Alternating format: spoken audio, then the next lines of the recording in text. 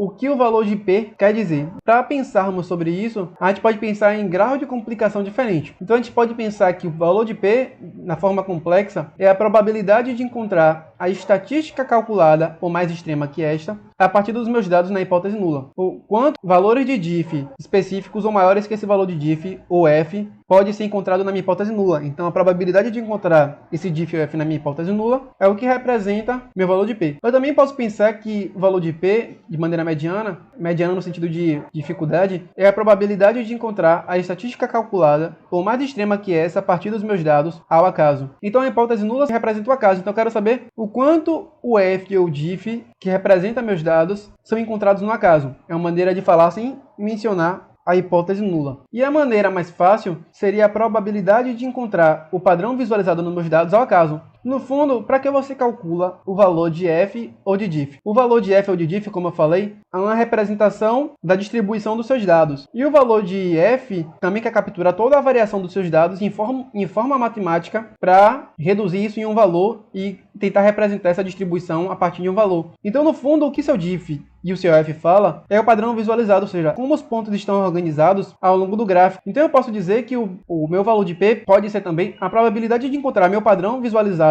dos meus dados ao acaso, ou seja, na hipótese nula, que seria o acaso. Então, se eu jogar aqueles meus padrões de dados, misturar eles e jogar na hipótese nula, qual é a chance de eu encontrar aquele padrão visualizado ao acaso? E aí, no fundo, o que você quer saber é se o padrão visualizado que você viu, ele é confiável, se essa diferença é significativamente, ou se ela é encontrada ao acaso. Se ela não for encontrada ao acaso muito frequentemente, significa que o seu valor de P ele é confiável. Então, como eu poderia descrever isso? Se meus dados mostram a diferença estatisticamente significante, ele representa confiavelmente a natureza, não veio do acaso, ou seja, ele teve um valor de P baixo e ele não veio do acaso, logo minha hipótese veio corroborada e não falseada. Então minha hipótese estava correta. O padrão de dados realmente mostra uma diferença, minha hipótese estava correta. Desta forma, achei uma resposta confiável para a minha pergunta, minha hipótese estava correta, achei uma diferença, e essa diferença ela representa a resposta para a minha pergunta que eu tinha feito. E com base nisso, isso pode resolver o problema que eu vim resolver, parcialmente ou totalmente, ou seja, eu no fundo queria saber o valor de P, que meus dados não veio do acaso, para mostrar que minha hipótese estava correta, e que eu achei uma resposta para essa pergunta, e que essa pergunta no fundo responde o problema que eu vim resolver, que é o problema que você encontrou na literatura e que você apresenta na introdução do seu trabalho. Se eu achei um resultado para minha pergunta e tentei resolver o problema, significa que eu me aproximei da realidade e aumentei minha compreensão da natureza. Posso ter um valor de P muito pequeno e a diferença visualmente ser quase nenhuma, o que demonstra que o valor de P, o valor de F deu até grande, mas que visualmente você vai ver que não teve, teoricamente, diferença nenhuma. Então, nesse caso, talvez o valor de P não servirá para muita coisa. E aí você pode ver também o defeito, que é o beta,